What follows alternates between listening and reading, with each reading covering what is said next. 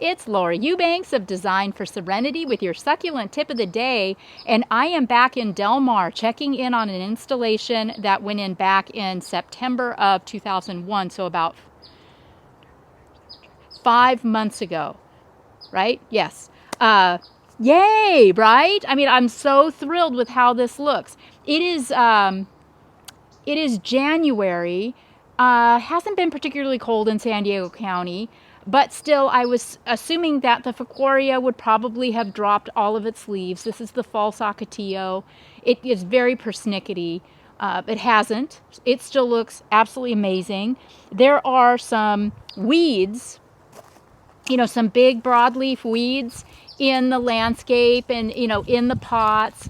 We're going to get on a maintenance here. Don't even get me started, real soon, and we'll come in and clear up all the weeds. There's not really a lot. I mean, where they are, they're big and they're going to be fairly easy to pull.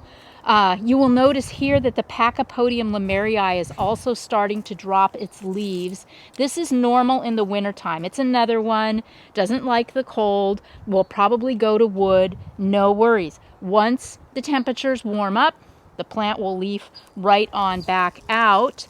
I also noticed that some of the kalenchoe lucaes have bloomed out in the garden, like these over here. Now remember, this is a monocarpic plant. When it blooms, after it blooms, it dies. So yes, you can cut the bloom off. That's all well and good, but the plant is still going to die. Now this one behind has not bloomed out. It is still in really good condition. So I'm hoping that it will throw off some pups and really fill in the space once these two come out. We have, normally with the kalenchoes, they pup. You get little babies. Oh wait, look here. Okay, see, like that, yeah. Get little babies, and those will grow and take over in place of their mom. We've got some Cupaniopsis. Here's a Cupaniopsis anacardoides. On this side and on the other side, these trees are a bit messy, drop a lot of leaves, but my client's really good about keeping the detritus picked up in the landscape. Also, I got a 911 call. We have a fallen soldier. It was so cute. Rudy said, is this plant okay? No, this plant is not okay. It is clearly rotten. What's so funny is how its next door neighbor is absolutely fine, as are all the other barrel cactus in the yard. So kind of like Halloween time, when you get the pumpkin and sometimes it just rots right away because it had a little nick in it and you missed it and it, got infected. I think that's probably what happened with this barrel too. No harm, no foul. What I'm going to do is I'll be digging it out. Then I dug another one out of my yard to replace it. So this guy will go, this is a really nice round barrel. And this guy will go in its place. So no harm, no foul. Let's check out the back. Our fence post cactus are looking terrific. And you'll note that around this barrel cactus, there are some really tight weeds. And I get questions from you guys a lot, how do I get at those weeds that are so tight around the barrel? Well, just get a little shovel up underneath your plant, and you can grab those weeds really, really easily by the roots. Let's see, here we go. See there, look. Oh gosh, that is the most rewarding thing I'll do all day. Oh my gosh, so easy. Yeah. Well, you guys, you get the idea. I won't stand here and bore you with this all day long. And I should probably have some gloves on too. But when you loosen the plant up like I've done, there it is. It's really, really easy to get after those roots. Then just set the plant back down, push the rocks around, and get on with it. This, look at this, has thrown off a little baby there. That's wonderful. Very exciting. These Petalanthus bracteus back here along the side got snapped with some cold. That's what this is. See, the leaves are falling off, drying up and falling off. No harm, no foul. As soon as the weather warms up, they will go full flush again. These, remember this property, you guys? This was the place that had all of the bird of paradise, and we had to bring a mini excavator in here to get at them. These are not bird of paradise, though. These are just little Easter lilies, calla lilies. So those are fine. You'll also notice, despite the fact that we rolled weed fabric all through here, that we're still seeing some weeds, because not all weeds come from underground. Some of them come from seeds that are dropped from above ground.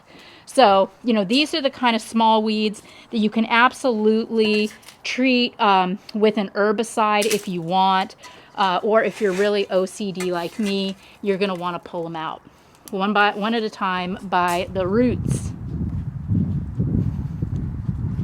Okay. Here is another bloomed out kalenchoe lucaie, and I don't see any pups around her, so I'm just going to pull this out.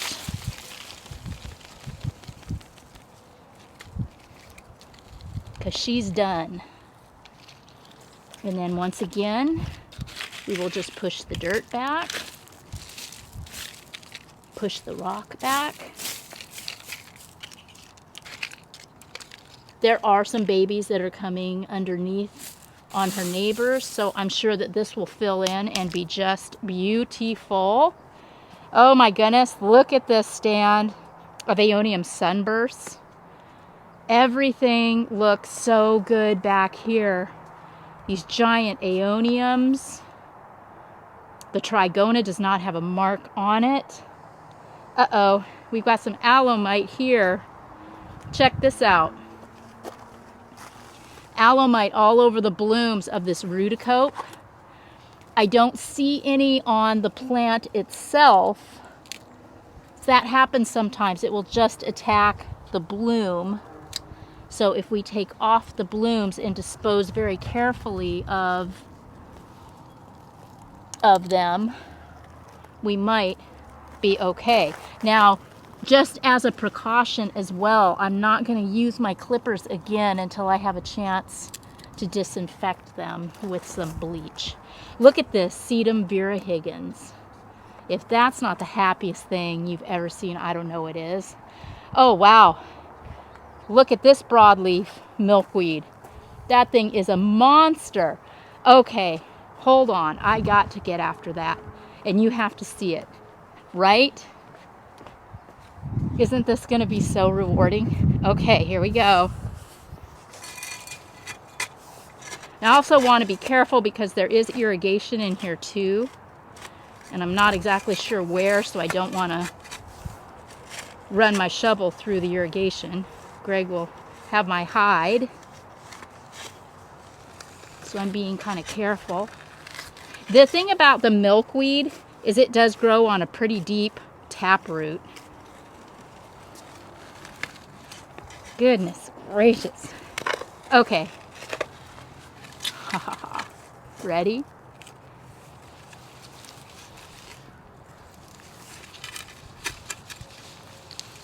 And sure enough, look, Greg. Yeah, look what I did. I ran the shovel right through the irrigation. Way to go, Laura. But that's a pretty quick fix. And Greg and I are on our way up to Oceanside to break ground on a new installation tomorrow. So he's got all his stuff with him, and he can fix that before we leave.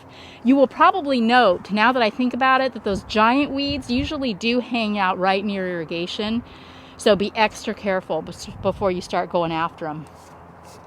I noticed, here's some more alomite on this ruticope bloom. And looky here, we've got some aphids on our banesii. That's a really, really easy fix. Really just a blast of the hose would probably take care of those.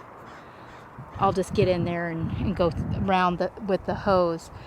These pots have not been watered in 5 months. We did get some rain a few weeks ago, and look how spectacular they look. This is a really maritime coastal influence here too. We're just a couple of blocks away from the beach, so they get a lot of moisture, particularly in the morning. Look at this echeveria, double crested head, gorgeous, and more of those little sedum virihigans that are looking so good.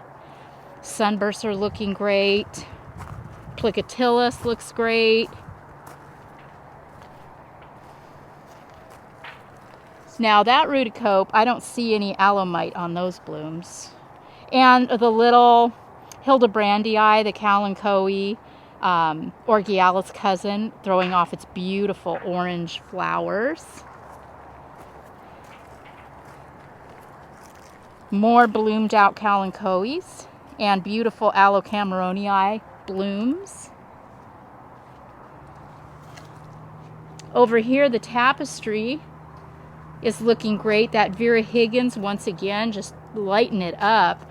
Another bloomed out kalenchoe, and here you can see this petalanthus obviously exposed and got hit with some cold. But I can tell that that cold was a while ago because look at the new growth. See that little leaf and flower? So the cold snap happened a minute ago. Oh my gosh. And then our little baby barrels over here. Super cute.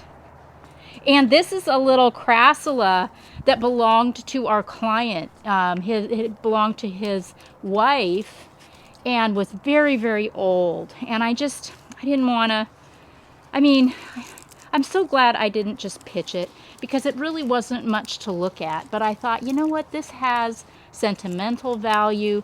It's old. It matters. And I'm so glad I kept it because just with a little bit of love and TLC, I just think it's so structural and beautiful. And look at how it has rewarded us with these gorgeous flowers.